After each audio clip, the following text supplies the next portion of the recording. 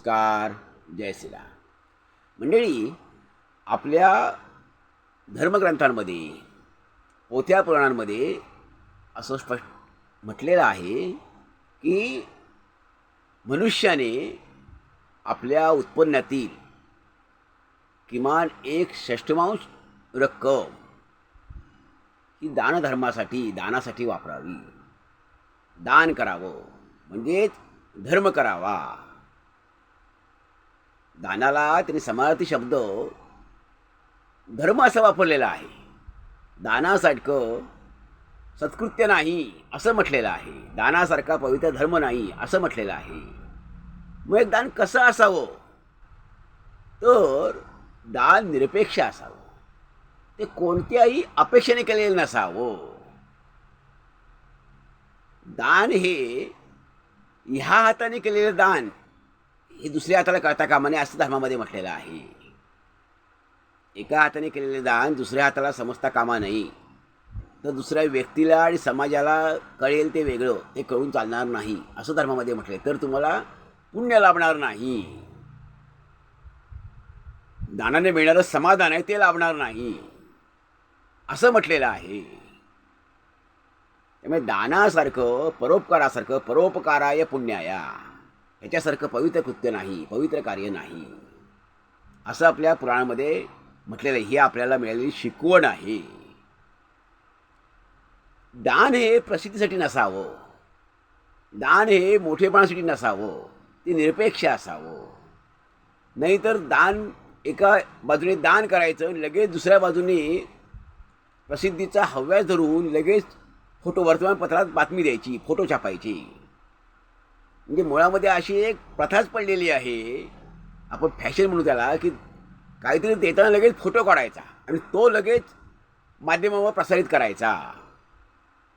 म्हणजे सगळं हे मोठेपणासाठी, प्रसिद्धीच्या हव्यासासाठी. ह्याच्यामधून काय सिद्ध होतं?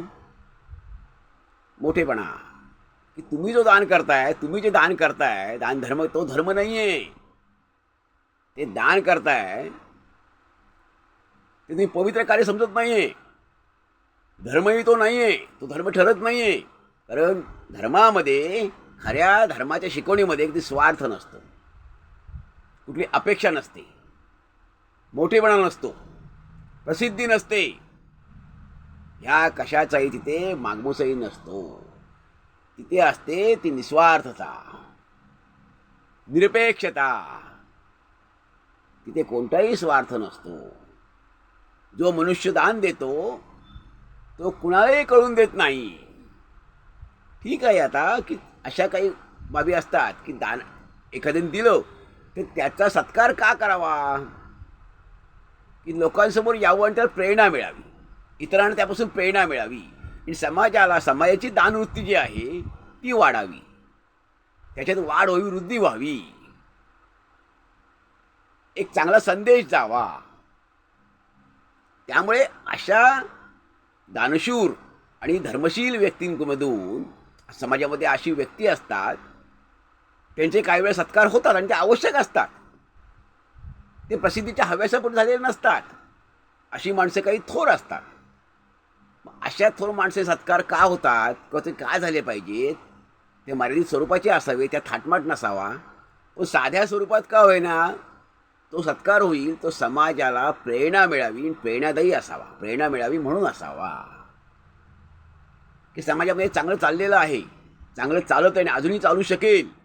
समाजात अनेक घडामोडी घडत असतात. समाजात अनेक वर्ग असे असतात, उपेक्षित असतात, वंचित असतात. त्यांच्या कल्याणासाठी त्यांना हातभार लागावा, त्या समाजात काही चांगल्या गोष्टी घडाव्या. त्यामुळे अशा दानाची खरं तर गरज असते. मंडळी, संत तुळशीदास आणि त्यांचे मित्र, त्या काळचे कवी होते रहीम, हे दोघांची मैत्री होती. उत्तम संबंध दोघांमध्ये होते. तर एक गरीब महिला हे संत तुळशीदासांकडे गेली आणि ती म्हणाली की महात्मा, मला आपल्याकडनं माझ्या मुलीचं लग्न आहे, तर मला आपल्याकडनं तर पैशाची गरज आहे, आपण मदत कराल का मला? संत तुळशीदास म्हणाले की माझ्याकडे कुठलं काय असणार आहे, संपत्ती कशी माझ्याकडे असेल, माझे काही नाही, मी निर्धन आहे, मी तर ईश्वराचा भक्त आहे, ईश्वराचा साधक आहे, माझ्याकडे कसं काय असणार. ती असं म्हणाली, मग ठीक आहे तुमच्याकडे नाही तर ठीक आहे, परंतु जे रहीम आहेत ते तर तुमचे चांगले संबंध आहेत, मित्र आहेत, तर तुम्ही माझ्यासाठी यांच्याकडे शिफारस करा, त्यांना सांगा तुम्ही. ठीक आहे, तुळशीदास म्हटले, संत तुळशीदास म्हटले ठीक आहे, मी ते काम करू शकतो. तर असं संत तुळशीदासांनी त्यांना सांगितलं रहिमांना, आणि रहिमांकडे ही महिला गेली. तर संत कवी रहीम यांनी या महिलेला, गरीब महिलेला काही त्या काळच्या ह्याच्याप्रमाणे रक्कम काही दिली. त्यानंतर जेव्हा ही महिला कृतज्ञता व्यक्त करायला म्हणून संत तुळशीदासांकडे गेली, तर संत तुळशीदास म्हणाले की मला एक सांग की तुला धन देताना, मदत करताना नेमकी रहीमची नजर कुठे होती, रहीम कुठे बघत होता. तर त्या महिलेने सांगितलं की मला धन देताना रहीम हे खाली जमिनीकडे बघत होते, त्यांची नजर खाली जमिनीकडे होती. तर मग हे संत तुळशीदासांनी रहीमला नंतर विचारलं की असं का, तुझी नजर जी होती ती जमिनीकडे होती असं त्या महिलेने सांगितलेलं आहे. त्या संत तेव्हा कवी रहिमाने उत्तर दिलेलं फार अतिशय समर्पक उत्तर आहे. ते असं म्हणाले की देणारा मी कोण आहे, माझे हात जे आहेत ते देत होते, पण त्या हातांना प्रेरणा कोण देत होतं, ती प्रेरणा देणारी एक अदृश्य शक्ती आहे, ती प्रेरणा देत होती. म्हणून माझ्या हाताने हे सत्कृत्य घडत होतं. मी तर निमित्त होतो, म्हणून मी दान देऊ शकलो, मी निमित्त होतो. त्यामुळे मी काही केलेलंच नाही आहे हीच माझी भावना आहे. त्यामुळे माझी नजर ही त्या धनाकडे नव्हती आणि तिच्या थैलीकडे नव्हती, तर ती नजर खाली जमिनीकडे होती की मी कुणीही नाही. ही भावना जी आहे, ही भावना फार महत्त्वाची आहे की मी मोठं काम करतोय, मी दान देतोय म्हणजे मी केवढा मोठा झालो. आपल्या संस्कृती शिकवण काय आहे, आपण म्हणतो अहम ब्रह्मास्मी. म्हणजे ब्रह्म नावाचं चैतन्य, ब्रह्म नावाची ऊर्जा जी जगामध्ये आहे ती प्रत्येकामध्ये आहे, ती आपल्यामध्ये आहे, प्रत्येकामध्ये आहे. मग हे जर म्हटलं तर आपल्याला चालवणारं एक अदृश्य शक्ती आहे, व तीच सगळं करते आहे. म्हणजे माणसामध्ये अहंकार येणार नाही, ही अहंकाराची भावना येऊ नये, ही यामागील मोठा उद्देश आहे. त्यामुळे समाजात असे अनेक दानशील धर्मशील लोक असतात की दानधर्म करत असतात पण कुणाला कळत नसतं. तेच खरे मोठे विभूती असतात, तेच खरे मोठे, त्यांनाच खरं मोठं म्हणावं आणि त्यांचं ते मोठेपण असतं. नाहीतर प्रसिद्धीच्या हव्यासापोटी केवळ वर्तमानपत्रामध्ये, माध्यमांमध्ये फोटो काढण्यासाठी आणि फोटो जाण्यासाठी, जाहिरातबाजी करण्यासाठी दान दिलं जातं, पण ते दान होत नाही. ती सगळी शोबाई झाली, तो सगळा देखावा झाला. ह्या देखावाने तुमच्यामध्ये विनयशीलता येणार नाही, निरंकारता येणार नाही. दान तुम्हाला काय शिकवतो, त्यामुळे दान कसं असावं, तर दान निरपेक्ष असावं, निस्वार्थी वृत्तीने केलेलं असावं. आणि दान का करावं, तर त्याशिवाय तुम्ही स्वतः आपण काय होते कळणार नाही. स्वतःच्या आत्म्याच्या समाधानासाठी, आत्मिक सुखासाठी, समाधानासाठी, आत्मशुद्धीसाठी दान करावं.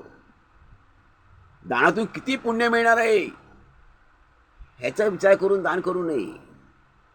आपण कृती केली, विषय संपून गेला, त्याच्या बदल्यात आपल्याला काय मिळेल असा जर स्वार्थ असेल तर अजिबात पुण्य मिळणार नाही. मला पुण्य मिळणार आहे दान करून असा जरी कणभर विचार तुमच्या मनात आला तरी तुम्हाला पुण्य अजिबात मिळणार नाही, कारण तो स्वार्थच आहे. असा स्वार्थी विचारही तुम्ही करता कामा नये. तर दान दिलं आणि तुम्ही विसरून गेला, तुमच्या मनातही ते राहत नाहीये आणि कुणाला कळतही नाहीये. अशा तऱ्हेचं दान आपल्या धर्माने सांगितलेलं आहे. ते मोठेपणासाठी नसावं, प्रसिद्धीच्या हव्यासाठी नसावं, जगभर दौंडी पिटवावी म्हणून नसावं, कणभर द्यायचं आणि मणभर जगाला दौंडी पिटत सांगायचं. असेही काही लोक असतात. असे लोक आपण समाजात बघतो. ते खरं दान नव्हे, ती दानशीलता नव्हे, ती धर्मशीलता नव्हे, तो धर्म नव्हे. कारण खऱ्या धर्मात हे असलं दान सांगितलेलं नाही, त्यापेक्षा त्यांनी न दिलेलं चांगलं. समोरच्याने उपकार करतोय अशी भावना नसावी आणि त्याला उपकाराच्या ओझ्याखाली दबून ठेवण्यासाठी मी दान करायचं असा मोठा आव आणायचा की मी किती मोठं करतोय, असा आव आणायचा, मोठेपणाचा आव आणायचा. असल्या दानाला उपयोग नाही. त्याचा गैरवापर करून घ्यायचा, त्याला आपल्या दबावाखाली ठेवायचं, असला स्वार्थ त्यात नसावा. अशा दानाचा काही उपयोग नाही. त्याने अजिबात पुण्य वगैरे लाभणार नाही, मनाला समाधान लाभणार नाही. माणसाची आत्मिक प्रगती, आध्यात्मिक प्रगती अजिबात अशी होत नाही. असा मनुष्य कायम संकुचित विचाराचा, कदरू मनाचा आणि गढूळ विचारांचाच राहतो. त्याची आत्मशुद्धी कधी होऊ शकत नाही, हृदयशुद्धी कधी होऊ शकत नाही, तो निरंकारी होऊ शकत नाही, विनयशील त्याच्यामध्ये येऊ शकत नाही. तर खरा दान करणारा दानशील मनुष्य, धर्मशील धर्माचरण करणाराच मनुष्य, तोच विनम्र होऊ शकतो. तोच असं दान करू शकेल की ज्यामध्ये विनम्रवृत्ती असेल, ज्यामध्ये निरपेक्षता असेल, ज्यामध्ये निस्वार्थ भाव असेल. असाच मनुष्य खऱ्या अर्थाने दानशील आणि धर्मशील असू शकतो. मनामध्ये स्वार्थ ठेवून प्रसिद्धीच्या हव्यासापोटी केलेलं दान, ह्या दानाला धर्मामध्ये अजिबात महत्त्व दिलेलं नाही. असं दान केल्याने कणभर देखील पुण्य लाभणार नाही. उलट पक्षी अशा दानाचा काहीही उपयोग होत नाही. तो एक प्रकारचा स्वार्थच आहे, अनाचारच आहे, ती एक प्रकारची धर्मभ्रष्टच आहे. कारण धर्माच्या विरुद्ध ते आचरण ठरतं. मंडळी, यावर आपलं काय मत आहे आपण जरूर ऐकायला द्यावा. धन्यवाद. जय हिंद, जय भारत.